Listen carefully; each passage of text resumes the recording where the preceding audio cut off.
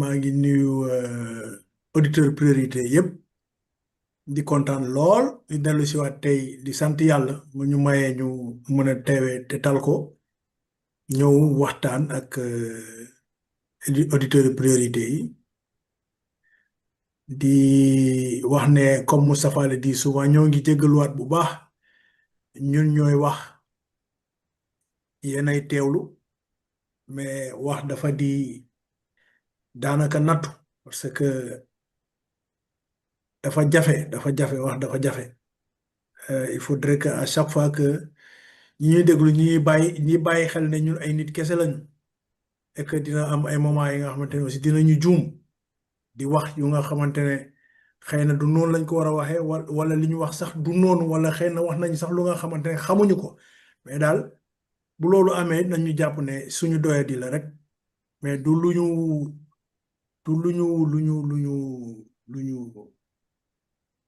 ce n'est pas du loolu si jublu woon quoi voilà. Moi, je vais commencer. Je voudrais parler de deux choses et peut-être d'une troisième chose qui sera subsidiaire. Je voudrais d'abord, moi, commencer par benn affaire bu ma seetlu ci semaine boo xam ne man daf ma jaaxal. C'est la DER de Aïda Mbodj.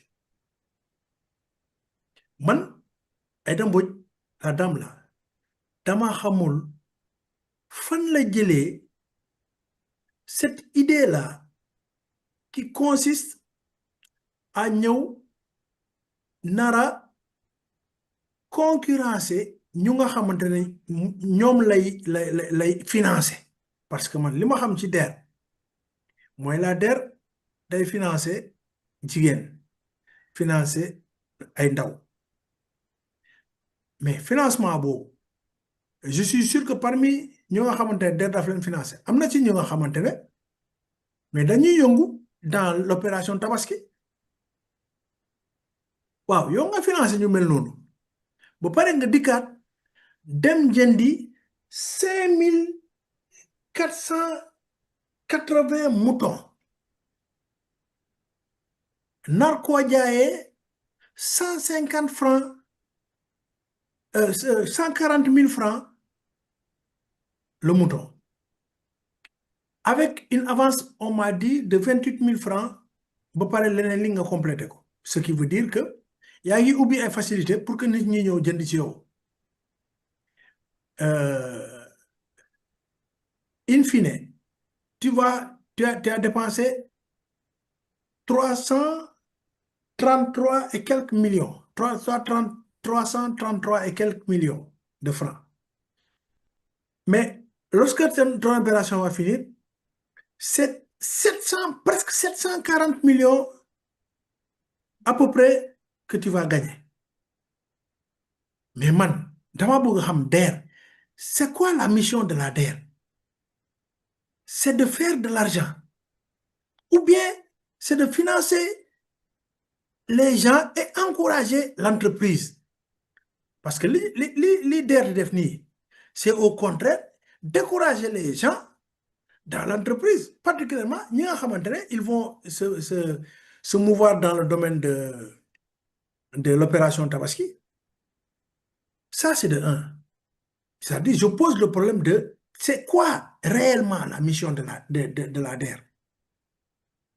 Deuxièmement, ces moutons-là, c'est les moutons de qui on a acheté?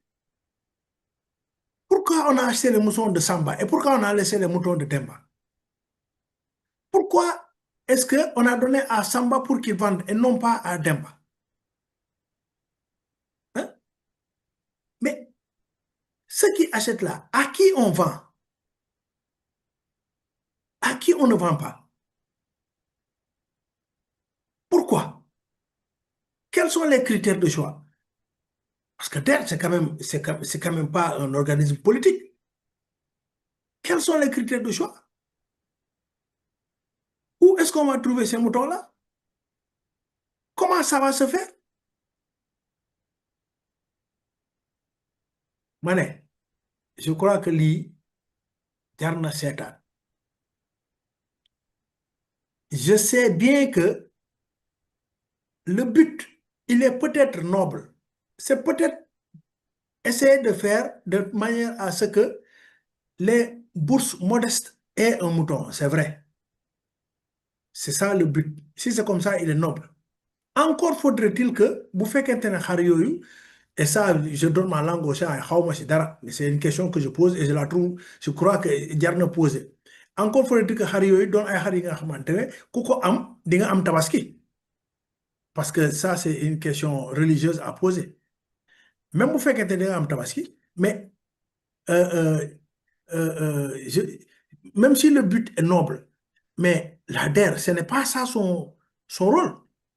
Donc, je crois que il faut, c'est du populisme, bon, vraiment,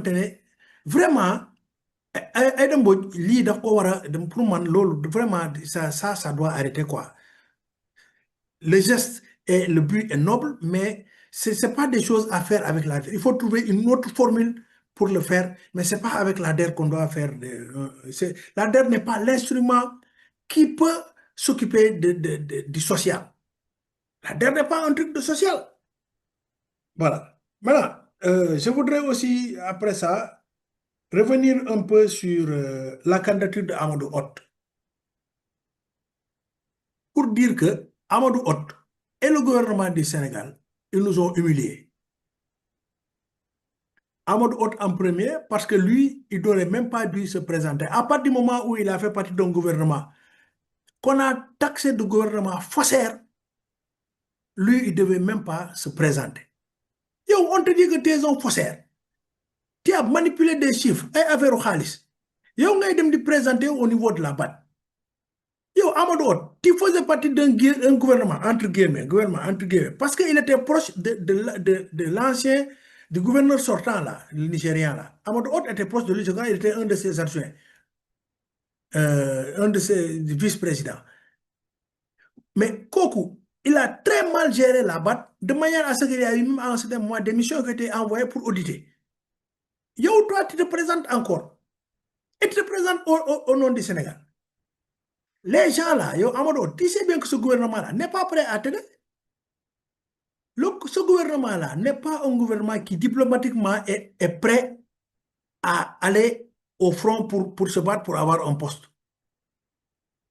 Et politiquement, il n'est même pas avec toi. Il n'est même pas prêt Moi, je n'ai rien vu j'ai vu aucune action que le gouvernement du Sénégal a faite, vraiment, de manière franche, pour aider Amadou Hott.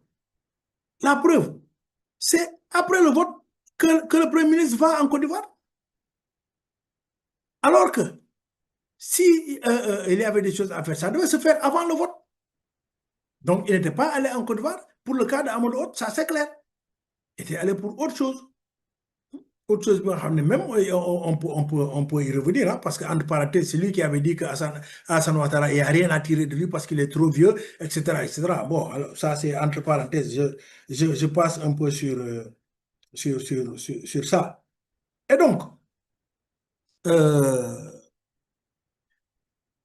vraiment, la candidature là, se faire laminer comme ça, lamentablement, par la Mauritanie, vraiment, mon quoi, vraiment. Hein, que ce soit Amadou Hott, que ce soit le gouvernement sénégal. Le gouvernement sénégal aurait pu dire, écoutez, arrêtez cette candidature-là. D'autant plus que, mon Amadou Hott, lui et le Mauritanien, ils sont de la même zone. Les 5 autres, vous n'êtes presque d'une zone, tu es venu seul de ta zone. Mais lui et le Mauritanien, là, ils sont de la même zone de l'Afrique de l'Ouest. Hein? Le gouvernement sénégal n'a rien fait jusqu'à ce que même le Mauritanien a eu les voix, même des pays, ils font partie de l'UEMOA. Les pays de la CEDEAO, alors que la Mauritanie ne fait pas partie de la CEDEAO, la Mauritanie ne fait pas partie de l'UEMOA. Donc, vraiment, ça a été... Vraiment, j'ai vu quelqu'un aujourd'hui, un certain Sirési, qui demande au président Bassirou Diomaye Faye de soutenir la candidature de Macky Sall pour le secrétaire général de l'ONU. Je ne sais pas de quoi ça retourne. Bon, moi d'abord, cette candidature de Macky Sall, moi je suis contre, parce que moi je souhaiterais qu'il revienne reprendre son poste ici de président de la République.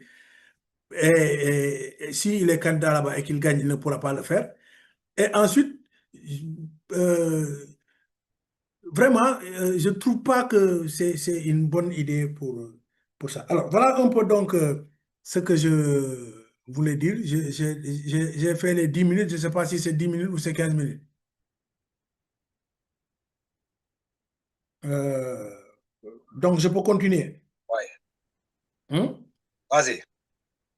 OK. Alors, donc, maintenant, pour revenir un peu sur la visite du Premier ministre, comme je l'ai dit, quand le Premier ministre va en Côte d'Ivoire, je ne vois pas quelqu'un pour être contre une visite de Ousmane Sonko en Côte d'Ivoire. Parce que comme le dit Moustapha, Côte d'Ivoire, moi, c'est une nawle. Entre parenthèses, nous nous dimbali. Parce que ce sont eux qui nous ont financés, ce sont eux qui nous ont prêté l'argent, eux et le Mali. Parce que nous, c'est là où nous en sommes maintenant, quoi, économiquement. C'est la Côte d'Ivoire et le Mali qui nous prêtent de l'argent. Donc, il faut courir là-bas. Comme il l'a fait, c'est bien d'avoir couru là-bas, d'être allé même avec un jet privé. Parce que ce sont nos bailleurs. Donc, c'est bien d'être allé là-bas. Personne n'a à dire sur le fait qu'il est allé là-bas. S'il était allé là-bas depuis le début, c'est là-bas qu'il aurait dû commencer d'ailleurs. Dem Côte d'Ivoire, dem Nigeria, dem Ghana, je ne sais pas moi. Voilà.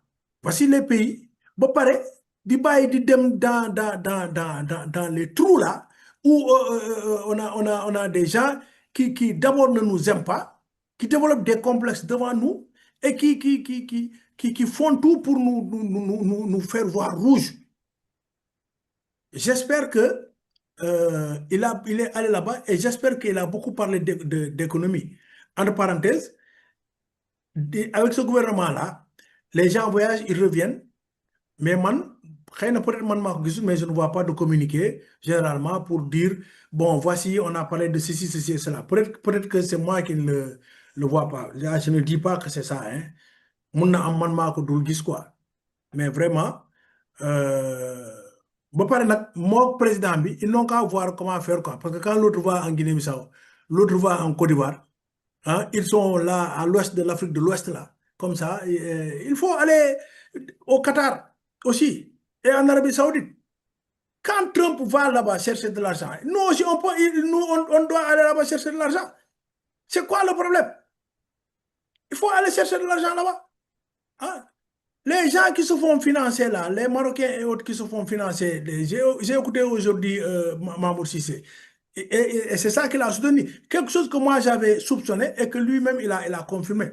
Le Maroc, son économie est financée, mais elle est financée par beaucoup de capitaux qui viennent de ces pays-là. Pourquoi nous, on n'irait pas là-bas, voir comment faire pour... D'autant plus que Karim Wade est là-bas. Peut-être qu'on pourrait avoir beaucoup plus de trucs là-bas. Mais une économie comme ça, où on est en train de s'endetter avec des taux de 4%, des taux usuriers comme ça, parce qu'on n'est pas en train de travailler avec le FMI, mais allez voir de l'autre côté aussi. C'est important, quoi.